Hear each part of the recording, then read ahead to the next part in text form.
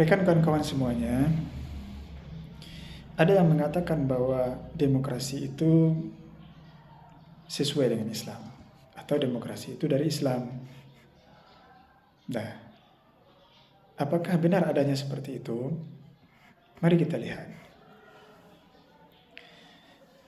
Demokrasi sebagaimana yang didefinisikan oleh para ilmuwan-ilmuwan, ya, tentu karena demokrasi ini lahirnya dari Barat sebagai sebuah sistem, ya, tentu kita akan melihat definisi yang dikemukakan oleh para pemikir-pemikir Barat itu sendiri.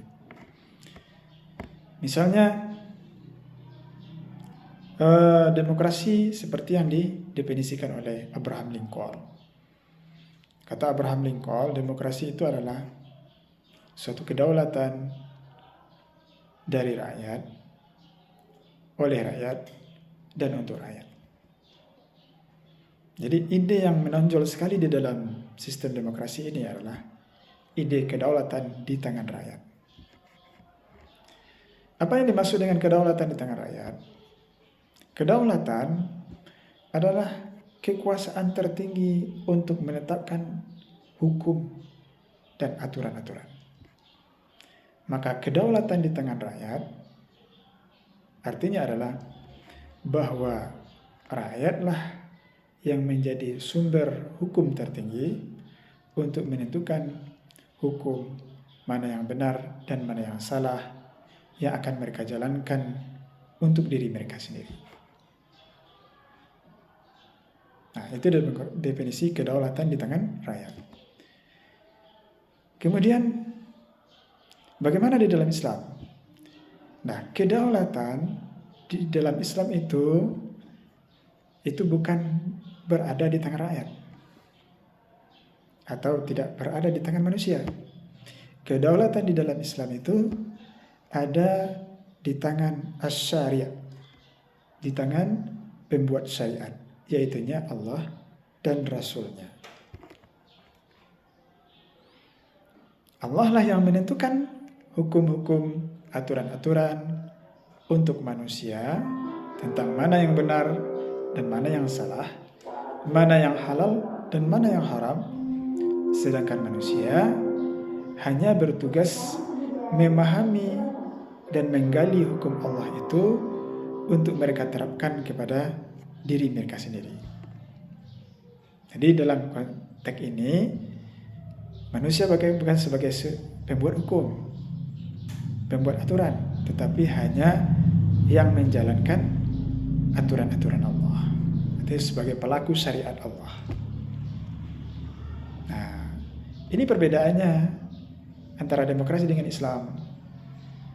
Nah, sehingganya dengan perbedaan ini jelas sekali kalau kedaulatan di tangan rakyat itu kemudian dijalankan, nah itu akan banyak sekali perbedaan-perbedaannya dengan Islam. Kenapa? Karena jelas hukum yang lahir dari produk demokrasi itu adalah hukum-hukum buatan manusia. Nah, dan itu sangat berpeluang besar sekali untuk senantiasa terjadinya perubahan-perubahan, pergantian-pergantian, tergantung situasi orang-orang yang hidup pada masa itu. Nah, oleh karena itu sangat jauh berbeda sekali antara demokrasi dengan Islam, terutama dari segi kedaulatan tadi. Karena di dalam Islam, kedaulatan itu adalah hak prerogatif Allah dan Rasul-Nya sebagai asy-syari', pembuat atau penentu hukum dan aturan. Sedangkan dalam demokrasi, penentu hukum atau aturan itu dikembalikan kepada pendapat manusia melalui pendapat yang terbanyak, suara mayoritas.